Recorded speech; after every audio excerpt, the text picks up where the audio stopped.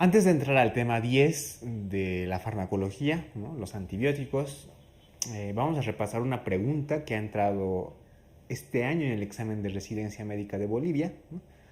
Que hace referencia a un tema que hemos visto anteriormente, los diuréticos. ¿Qué dice la pregunta? ¿Cuál es el diurético potente que actúa a nivel del asa de Henle en una nefrona? Piénsalo, no es muy difícil. Las opciones son A, manitol, B, acetazolamida, C, furosemida, D, espironolactona y E, las tiazidas. ¿Cuál crees que es la respuesta? No es muy complicado. Eso, estoy seguro que la acertaste. La respuesta es la furosemida, ¿no? A nivel del asa de Henle, los diuréticos que actúan a este nivel son la furosemida y torasemida, como principal furosemida. Repasando, ¿qué era el manitol? Diurético osmótico. ¿Qué era la acetazolamida? Inhibidor de la anhidrasa carbónica. Espironolactona, antagonista de los receptores de aldosterona. Y los tiacídicos son la hidroclorotiazida, por ejemplo. Bien, ahora vamos a entrar de pleno al tema 10, ¿no? Los antibióticos. Este tema que, bueno, nos pone los pelos de punta porque es un tema bastante amplio, con bastantes fármacos. Tienes que tener conocimiento de algunos microorganismos también, ¿no? Algunos tienen efectos adversos que son importantes de conocer.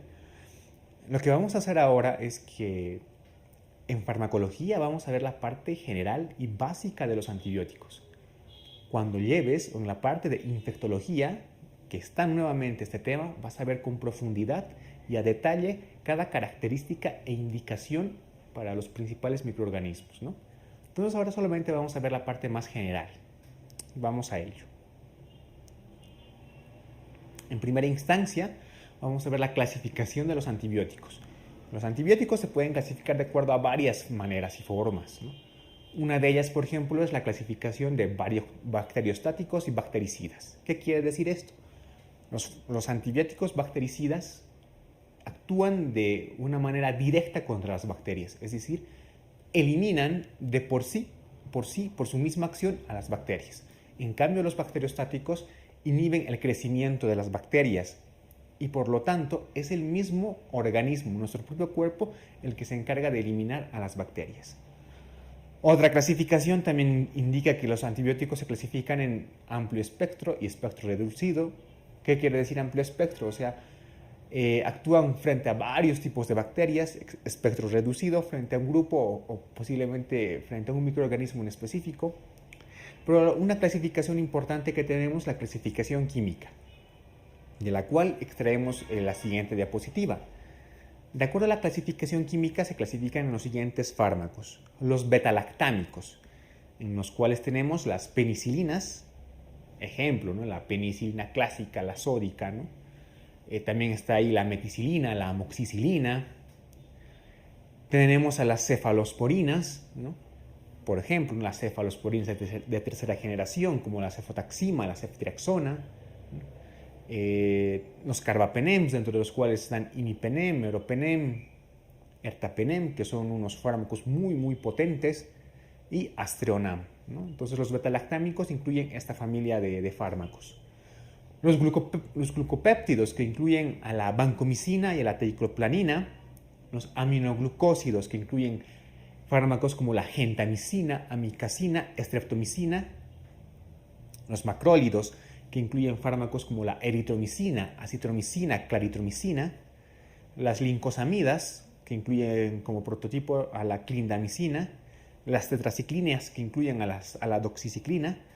Las sulfamidas y el trimetoprim, ¿no? Que juntos forman el famoso cotrimoxazol. Y las quinolonas, que pueden ser de primera generación, como el ácido nalidíxico, de segunda generación, como el ciprofloxacino, de tercera generación, como el levofloxacino, y de cuarta generación, como el moxifloxacino. Entonces, esta clasificación es importante que conozcas para saber a qué familia pertenece cada antibiótico. A continuación, vamos a ver el mecanismo de acción de cada tipo de antibiótico, pero en forma generalizada. Por ejemplo, hay fármacos que van a actuar a nivel de la pared celular.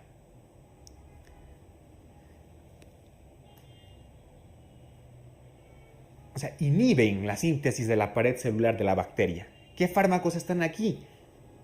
Aquí actúan los betalactámicos, los glucopéptidos como la vancomicina.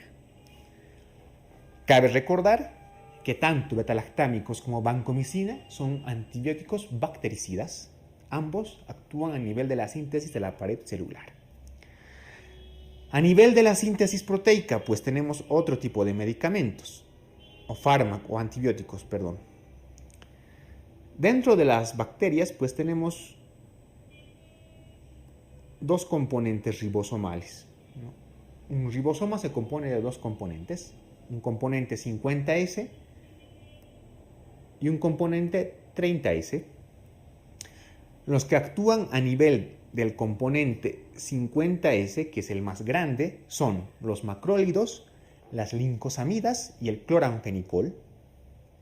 Los que actúan a nivel de la parte 30S del ribosoma son los aminoglucósidos y las tetraciclinas.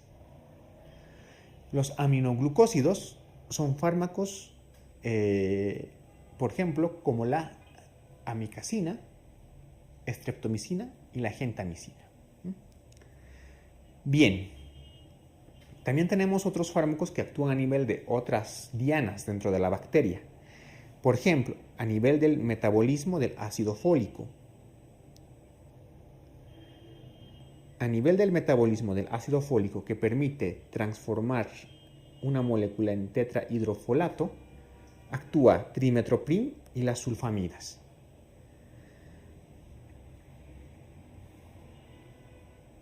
A nivel del ADN de la bacteria,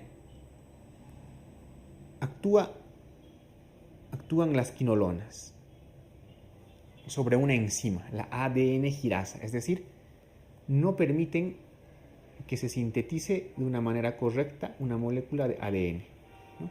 Entonces, a nivel de la ADN girasa actúan las quinolonas. Te estoy dando un vistazo amplio y generalizado del mecanismo de acción de los antibióticos, ¿no? Las quinolonas también son, cabe recordar, son antibióticos de tipo bactericida. Entonces, para recordar, a nivel de la pared celular actúan betalactámicos y glucopéptidos. A nivel de la síntesis proteica, inhibidores ribosomales subunidad 50S, macrólidos, lincosamidas, cloranfenicol. Inhibidores ribosomales subunidad 30S, aminoglucósidos, tetraciclinas.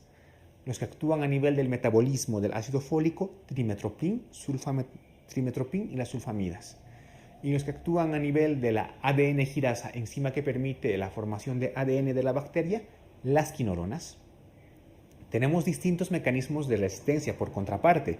Por ejemplo, inactivación enzimática, como ocurre en algunos betalactámicos, ¿no? Como la formación de la beta-lactamasa, por ejemplo.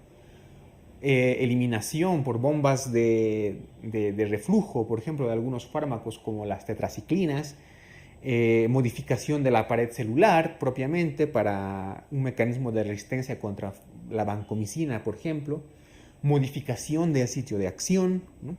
Etc. Entonces hemos dado las pautas básicas y claves de los antibióticos y, como te recuerdo, más adelante vas a verlos con más detalle en la materia de infectología.